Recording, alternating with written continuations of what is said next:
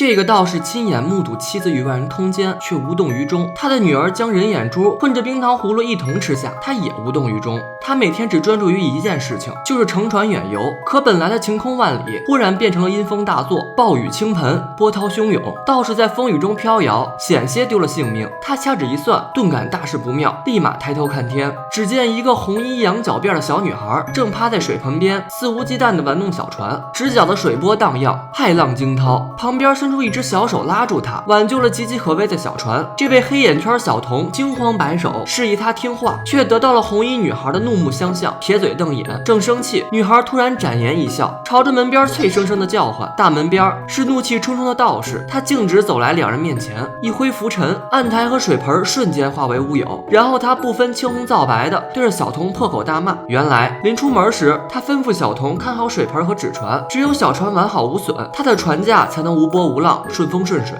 可惜女孩贪玩，坏了他的大事。小童不敢顶撞师傅，也不忍告小师妹的状，女孩免于挨训，倒是高兴的不得了，围着小童欢快的打转，一只手伸了出来，举着一串晶莹剔透、圆润饱满的糖葫芦。女孩跑过来一把攥住，女人的手摸了摸孩子的头，是女孩的母亲。她盛装打扮，迅速与小童搂抱在一起，亲昵对视，拉下床帐，翻云覆雨，恩爱快活。女孩得了糖葫芦，体贴的为娘亲关上房门，蹦蹦跳跳的走开。转身望去，只见眼前房屋大震，想必里面定是地动山摇，干柴烈火。女孩这箱舔舐的糖葫芦却是落了地，圆滑的滚开。女孩跟着一路小跑，眼睁睁看着这颗山楂被一只脚碾碎，是道士的脚。她不知在此看了多久，亲生女儿可不管那个，没了滚圆的糖葫芦，当即撒泼打滚，眼泪四溅，哭喊声惊动了与情人缠绵悱恻的母亲。她佯装镇定的理了理头发，牵走女儿，在丈夫面前飞速离开。道士看着这不守妇道的妻子，除了左眼震颤，倒是也没有什么其他的表示。他眼神一转，看向了门口的小童。小童自知事迹败露，急忙求饶，连连后退。道士不如他反应，摇头晃脑，念起咒语，大喝一声，眼前人模人样的小童瞬间变成人人皆可宰杀的活猪，四脚着地。道士还不肯善罢甘休，缓缓走进眼前惊慌失措的猪，虚掩了房门。不过片刻，一枚眼珠裹着鲜血滚了出来，停靠在红衣女孩的眼前。他看着这颗圆滚滚的东西，那样别致，毫不犹豫地抓起，拿在手里把玩，打量了一下，将它穿在糖葫芦的最上面，合适至极，诡异至极。他兴奋地张开鲜红的小嘴。